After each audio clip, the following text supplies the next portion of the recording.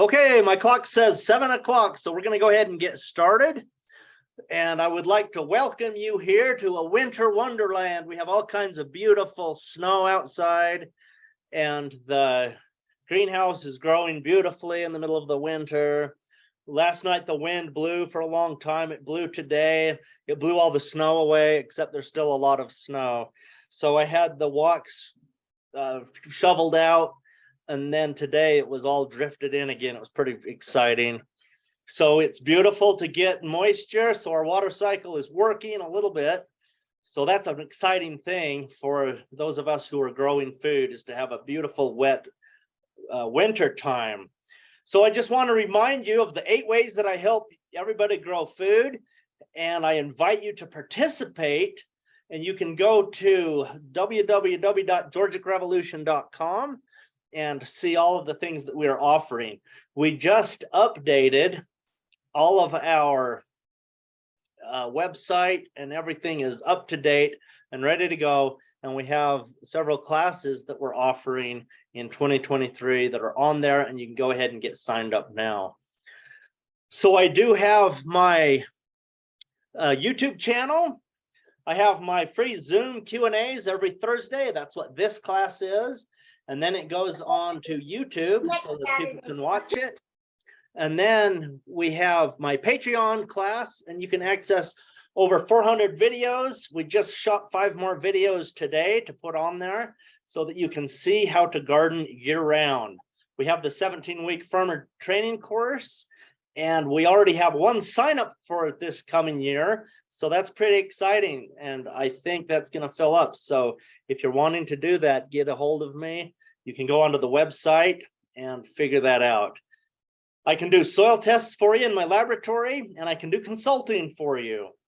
And we have a boot camp coming up in January, the middle of January. And so that's going to be super exciting to do a wintertime boot camp to show people how to grow food in a greenhouse all winter long. January is generally the coldest month of the year in our area. And so I thought it would be fun to show in the dead of winter how we are growing food. And we've been working on my book. I worked on it for quite a while today.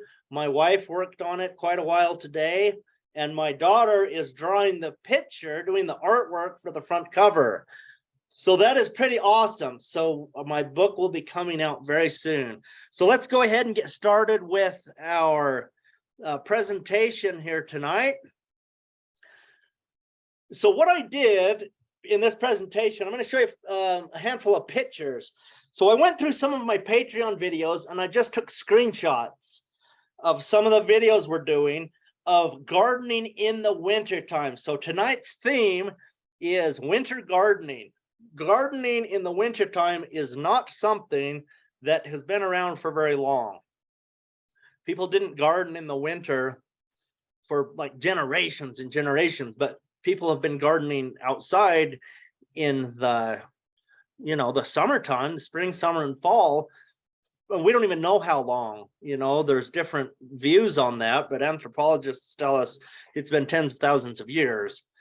So that's pretty exciting. The more we learn from archaeology digs, the more we find out that people were doing more civilized type things than we knew about. So gardening in the winter is a relatively new thing as far as we know, although there is a caveat to that. 2,000 years ago, the Romans built the first greenhouses we know of, and so they were doing some year-round gardening. And instead of having fancy new plastics like we have to cover our greenhouses with, or glass, they would go to quarries where there were big rocks made out of mica, and they would chop that into thin sheets because it breaks into big sheets, and they would make window panes out of the mica, and those are the first greenhouses we know of. And for a couple hundred years in Europe, the French have been doing a lot of intensive wintertime gardening with very complicated and elaborate glass houses and all kinds of stuff. But for the most part, people don't do a lot of winter gardening. And I want to show you some of the successes that I have had with winter gardening, because it's winter time. So here we go. Here I am. This is a couple of weeks ago in the greenhouse. If you walk into the greenhouse today, this is what it looks like. So there I am in the greenhouse, and you can see that row fabric that's behind me. This row cover is covering a strawberry bed. So that entire bed along the short wall there of that greenhouse, it's about 120, 130 feet long, something like that. And it is growing strawberries. And here we are, the 1st of December, and we're still picking strawberries. There's not very many right now at this time of year, but we have been picking strawberries. So in the summer, we're picking about 3 times a week. At this time of year, we're picking about every week and a half, because it takes them much longer to ripen at this time of year. So here's one of the strawberries that I picked a couple of days ago. And you can see that this berry does not look ripe. It's starting to turn red on the tip. It's mostly pink all over. And on the shoulders, obviously, it's white. So that is not a ripe berry. But the interesting thing is, when you are gardening in the winter, things are different. Because when we pick berries of that ripeness, they are pretty sweet. They taste pretty good all over. And if we let them get much riper than this one looks, they begin to mold. They begin to decompose. And so we have to pick them a little bit earlier than you would in the summer. In the summertime, you want them to get as red as possible. In the wintertime, you have to pick them a little more on the unripe side. Although when we talk about the definition of what is ripe, maybe this one is just fine, because if it tastes really good, the nutrition is probably there. So this is just a fun thing to think about. When we're harvesting, whatever it is, sometimes they look different and taste different in the winter time. This picture was taken the same day as the strawberry pictures. This is parsley, a flat-leafed parsley. And then on the bottom left of the screen, you can see there is one parsley plant in there, and it's a curly-leafed parsley. But most of this is the flat-leaf parsley, which is a good herb. It has good medicinal qualities. It has good culinary qualities. But this is something that you can grow in the cooler months of the year. And these broccolis were picked yesterday. And so these are in the kitchen. These went to the Sorensen family, and they are either eating those now, or they have eaten them, or they will shortly, because those little broccoli heads got picked just yesterday. And so today is December 1st. So those were picked on the last day of November. And outside temperatures for the last month, we've had a lot of days, probably, I don't know, in the last 30 days, we've probably had 7 or 8 days that were single-digit nights. But a lot of the nights have been below 15 degrees. So there's been a lot of 10, 11, 12, 13 degree weather, which is pretty cold outside. And inside this greenhouse, we are still growing. So here's another picture showing more of the greenhouse. And right in front of you there, right in front of me, you can see me standing there. I've got that little patch of celery. Now, celery is something that you can grow pretty much 12 months of the year. And if it gets really cold, it does have some damage from frost, but the frost does not kill it. When you look behind the celery there, you see the trellis. I'm actually leaving that trellis in place. That's where my tomato plants were this year. And you can see that they have all turned brown and they've died back. Because yes, it does freeze in this greenhouse, but it doesn't get so cold that you stop growing food. In fact, a lot of food gets sweeter and better. I tasted some of this celery today, and it was very, very good. It tasted really good. It enhanced the flavor. Instead of having kind of a bitter edge on a kind of a sideways taste, I don't even know how to explain that with some green crops, but sometimes celery will do that to you. In the back of your mouth, you get this funny bitterness almost. Well, that is not present in the celery right now. It's just super sweet and good and very, very yummy. One thing that does happen when the celery stalks freeze, sometimes the skin of the celery will separate from the stalk itself, and so it's ugly. So if we were to harvest this and put it on a shelf at a grocery store or a farmer's market, people would not purchase it because it doesn't look perfect, but the flavor is much better than summertime celery. So it's fun to go out and to taste these things and to see what's going on. All right, move on to the next slide here. This was December of last year, and I just went through my videos and I took a screenshot of this one, and this is showing lettuce that is ready to be harvested underneath a row cover. And I grow a lot of different varieties of lettuce. Just in that one picture, you can see a romaine and the red butter head, and then there's a normal butter head, and there's other leaf types. In the lettuce mixes I grow, I think there's about 15 varieties of different types of lettuce, and they all will grow in the winter, but they won't all grow in the summertime. So mixes are fun to grow in the fall, spring, and winter. In the winter, you do want to use these floating row covers because they will help you have a better crop. Also in this picture, you can see some weeds in there that are growing. And I'll just point out a couple of them. Here, I'll grab my little arrow here. So right here, this is a lamb's quarters. Some people call that pigweed, although a lot of old timers will call red root amaranth pigweed also. But that's an edible food right there. And then there's this one right here with the white in the center of the leaf. There's another one right over here. So those are common weeds, but these are absolutely edible. They have good nutritional values. They have good flavors, and they have good medicinal. So they're medicinal, edible, and they're just fine to eat. You want to eat these things when they're young. But this is the curly dock, this one here and that one. And then there's a few more in here. But I don't mind weeds. Don't ever think your garden has to be weed free. Your plants will be better if you have a diversity of crops growing together.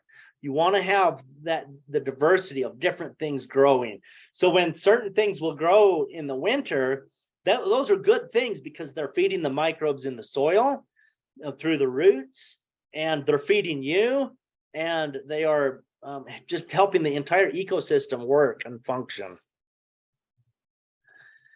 Again, last year, here's another shot underneath the row cover here. You can see several different things. The main reason I put this picture in for this presentation tonight is there in my left hand, I'm holding carrots.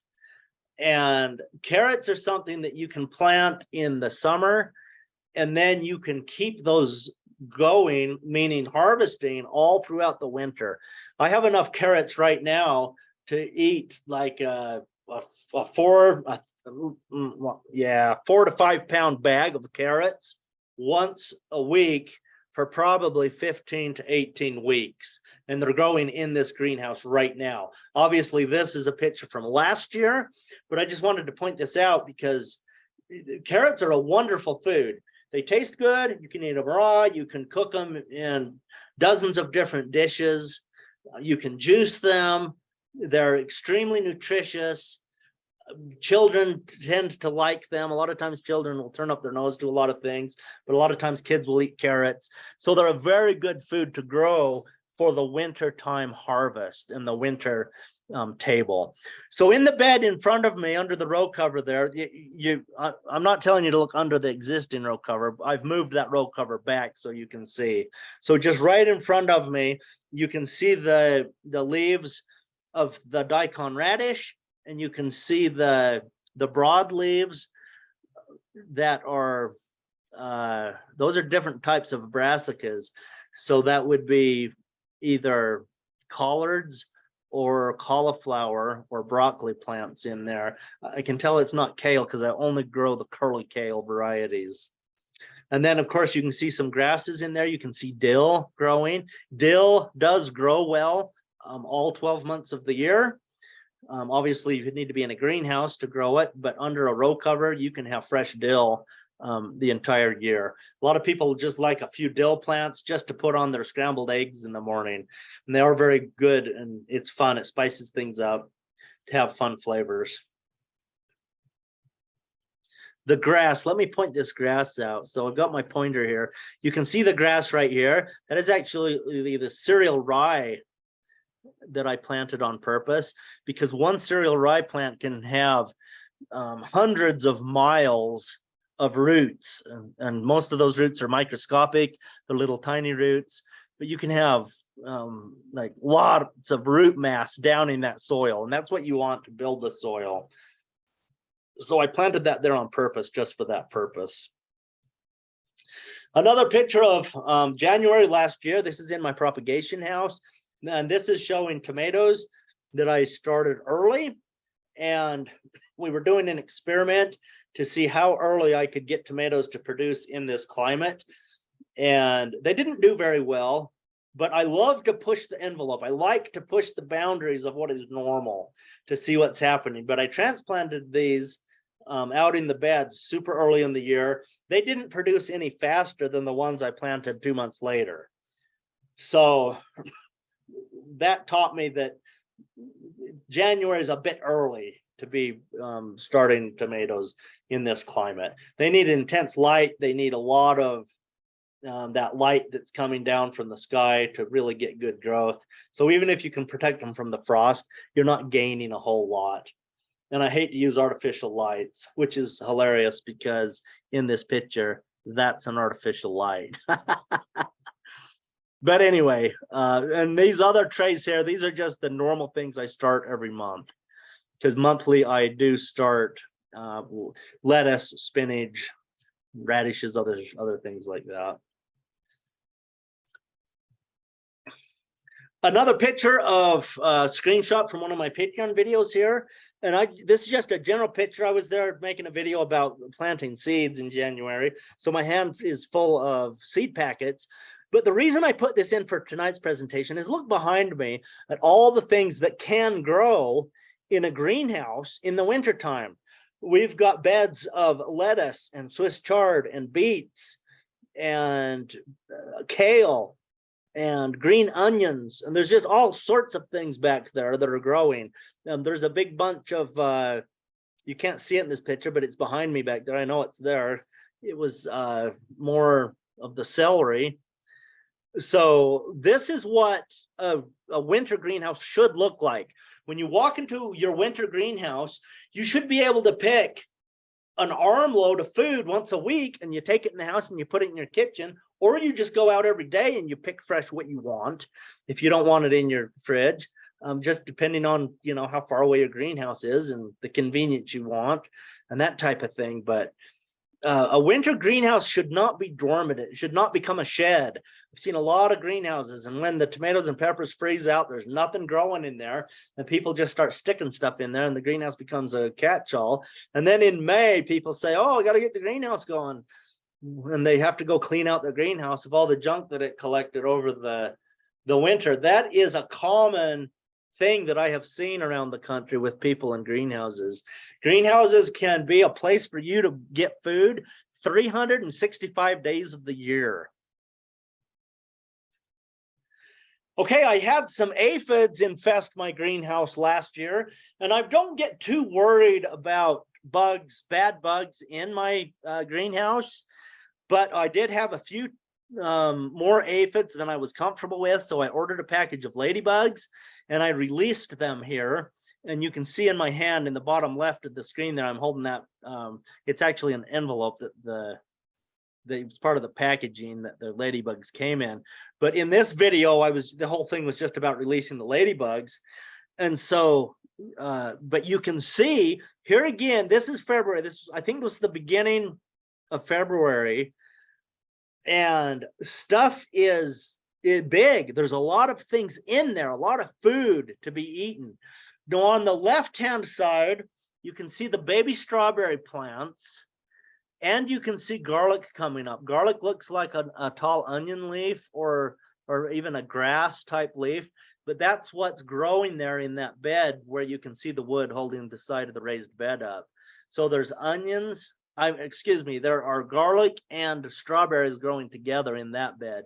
The next bed over is a cover crop in the foreground of the picture here of cereal rye, daikon radishes, and oh,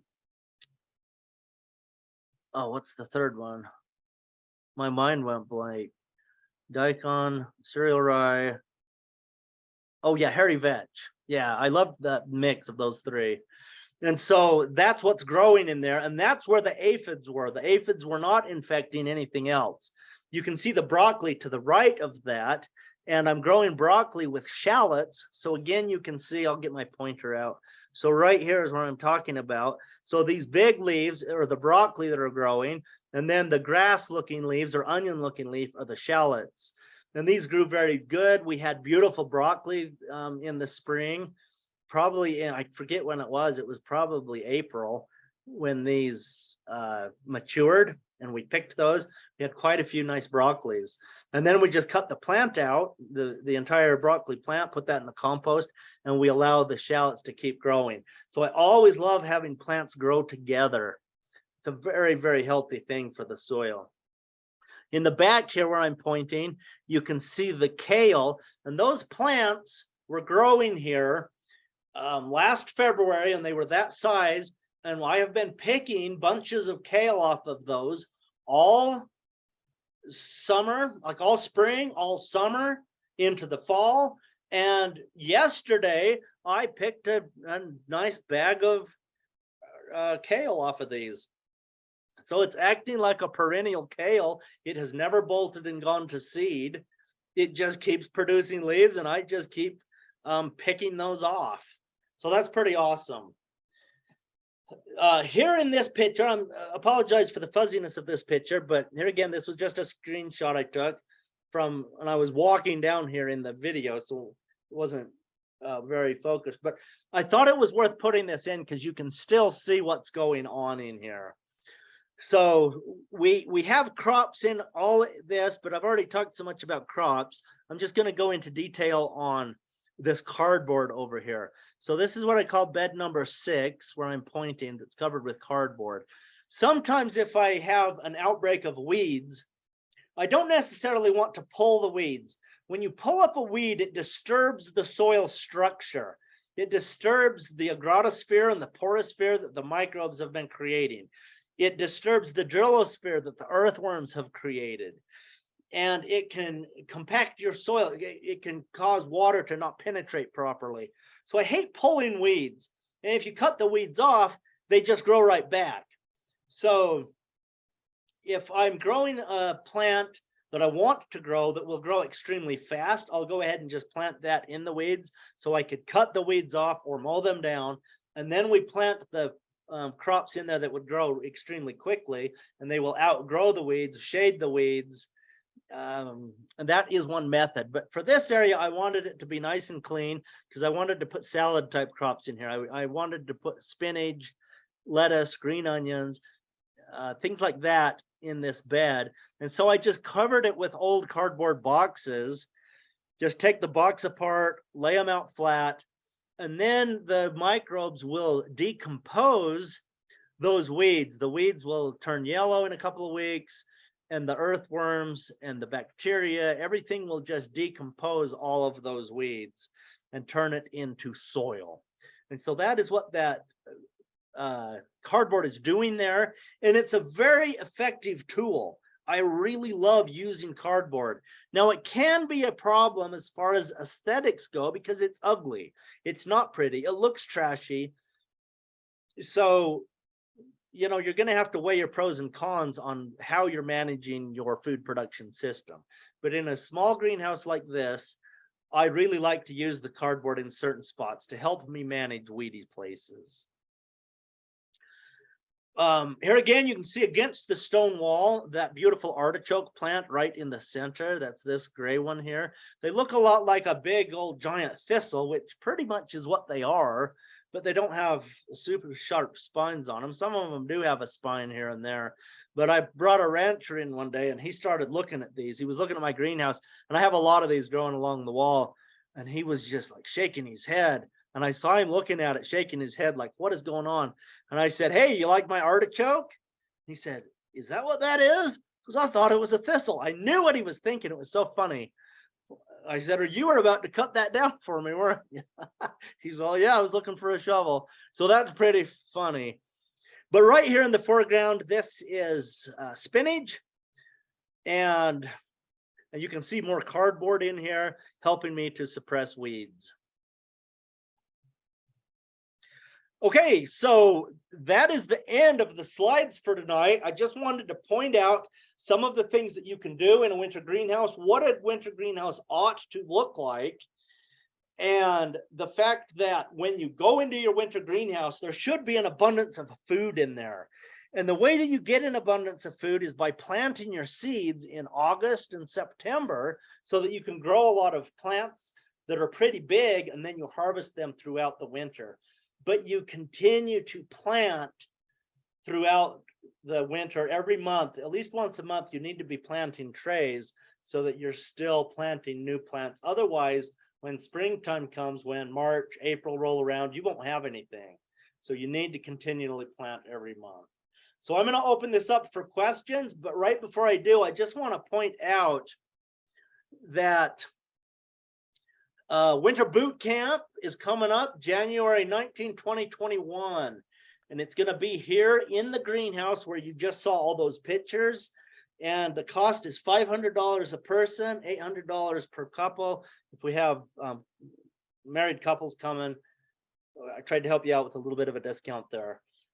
So sign up for this. Go to my website here at the bottom, georgiarevolution.com, and get signed up for this event. Also, the 17-week course, I have spent the last week figuring out how to do an online option.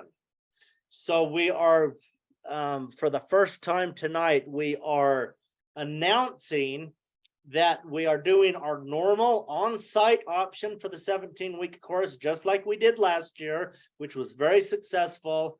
And I have also figured out a way to include people who can't come to the course because they have a family, they have a job, they have a career, they're a doctor or a dentist, but you could still participate in this class, because we're gonna just have a Zoom link, and you're gonna be able to participate in the classes, and you can do the work at home. So it's all worked out. If you want to participate with this, let me know. The cost is $3,500 for either option, for both options. So there's that. So I'm gonna stop my screen sharing, and we're gonna open this up for questions.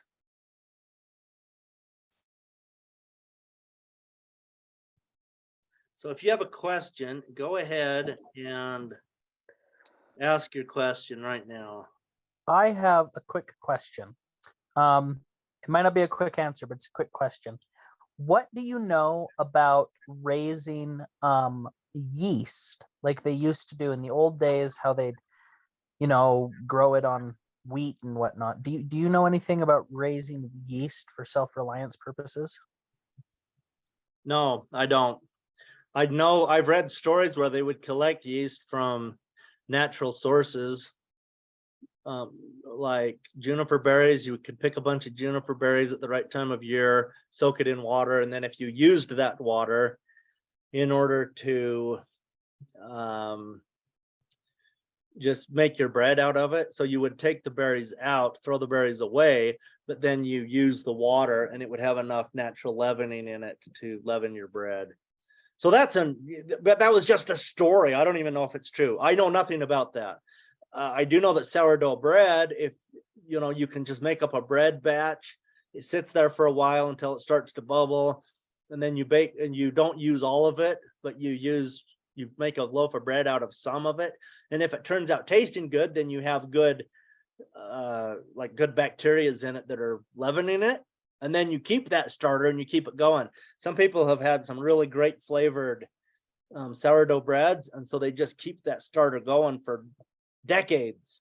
There's probably somebody out there somewhere who has a sourdough starter that's been going for hundreds of years. That'd be a fun thing to try to find. I went on vacation back to the coast of Maine to an Airbnb, and I actually had some French bread made from sourdough bread with a starter that the woman's family had had for over 150 years. Yeah, that's pretty epic. It was really cool. Because once you keep that starter going, then the same bacteria just keep growing as you add in more flour and water and whatever you put in. And I don't know how to bake, so I don't even know. Okay, let's go to our next question. You can type your question in the chat, or you can just unmute yourself and ask it.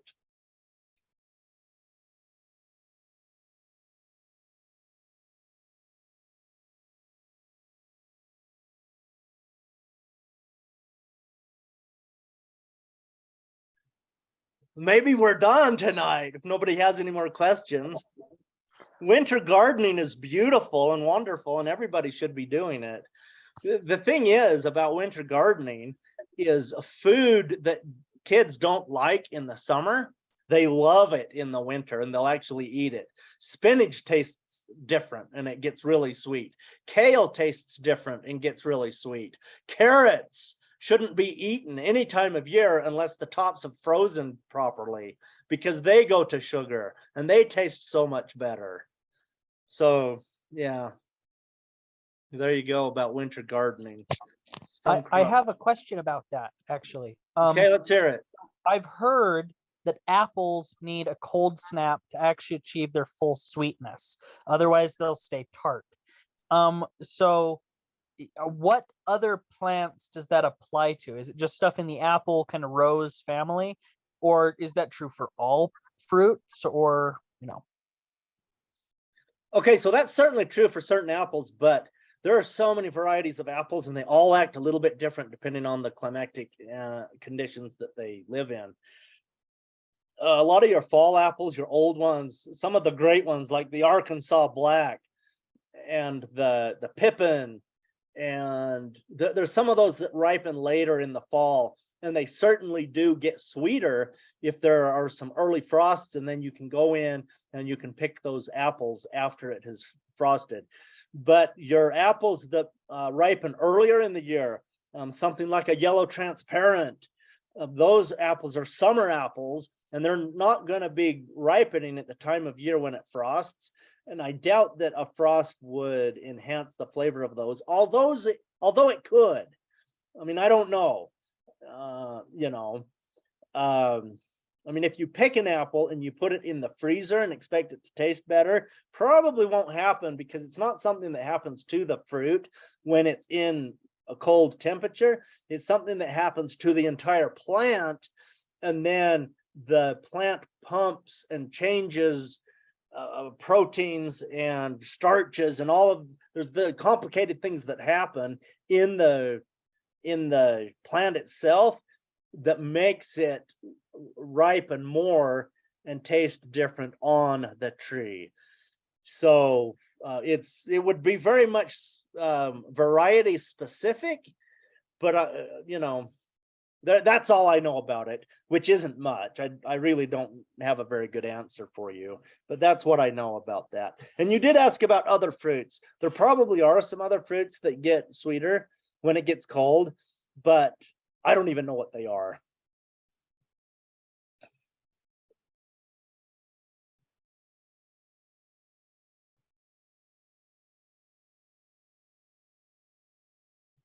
Okay, are there any more questions? I know that broccoli greens taste better after they've gotten old. Yeah, that's right, Bernie. Broccoli greens are better. I think all the brassicas, like kale's a brassica, all your brassicas will turn the starches into sugars, and so they all change flavors. And most people think that it tastes better.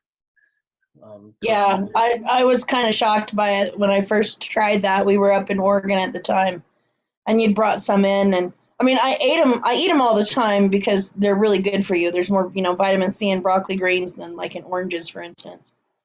But you brought some in after we had a frost up there, and oh my goodness, it's amazing actually how sweet it is. It's like it's not even the same plant anymore. It's so good. It's so good. Yeah, they are good.